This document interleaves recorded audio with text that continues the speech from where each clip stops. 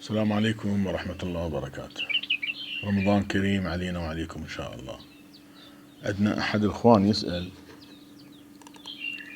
عنده، يقول بسؤاله أنه عندي بلبل وحشي ما يقرأ ليش.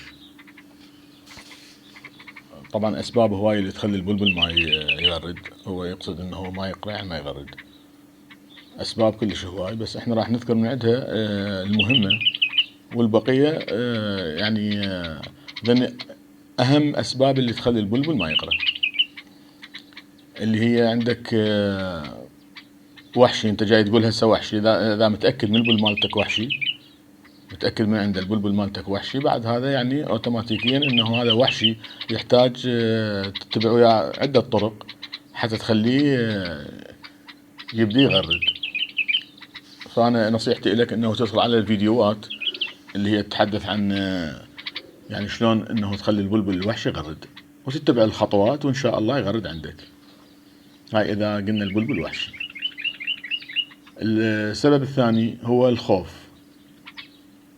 اذا بلبل يخاف مستحيل يغرد، فانت شلون تقدر تعرف انه هذا خايف البلبل؟ اكو علامات يخليك انه تعرف انه هذا البلبل خايف. مثلا تحس انه هو هاي اللي يصير بشعره فوق القنزوعة يسمونها، هاي دائما تلقاها ما رافعها، هاي اول شيء. ثاني شيء تلقاه مثلا 24 ساعة مثلا يطفر بالقفص، هو تدري بيه انت مو وحشي، البلبل يعني طايح، بس تلقاه يطفر بالقفص، ما يوقف بمكان واحد.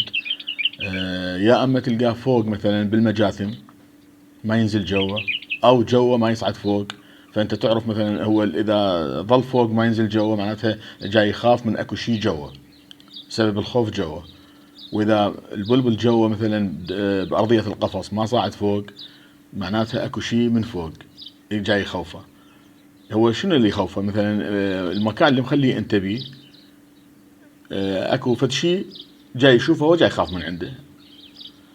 اذا مثلا على الجهة اليسرى فاكيد الجهة اليمنى هو اللي يخاف من عندها، او العكس. هاي بالنسبة للخوف. مثلا اذا البلبل خايف تقدر تعرفه من هاي العلامات، فغير مكانه مرتين ثلاثة، شوف يا مكان اللي يستقر بيه ويبقى عندك مرتاح واقف تحسه ويعدل بريشه وياكل وهذه، فهذا معناته ارتاح المكان، شوي شوي يبدي يغرد. السبب الثالث تغيير الريش. اذا البلبل غير الريش مالته هذا مستحيل يغرد الا ما ندر يعني. فالبلبل اثناء تغيير الريش يحس بألم بجسمه، يحس بخوف من هذا الألم، فتلقاه شلون تعرف انه تغيير ريش عندك؟ البلبل جاي يغير ريش، تلقاه هو بمكانه ما يتحرك هيك يمنى ويسرى وهذه، بس مثلا صحته ما بيها شيء، لا جاي يضعف البلبل، واكله طبيعي، ياكل طبيعي كلش طبيعي، ما عنده اي مشاكل بالاكل.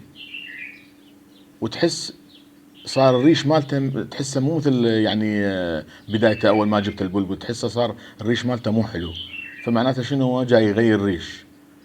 واكثر شيء يبين عندك بالذيل مالت البلبل، فتلقى اكو ريش جاي يطلع جديد، معناته البلبل جاي يغير ريش.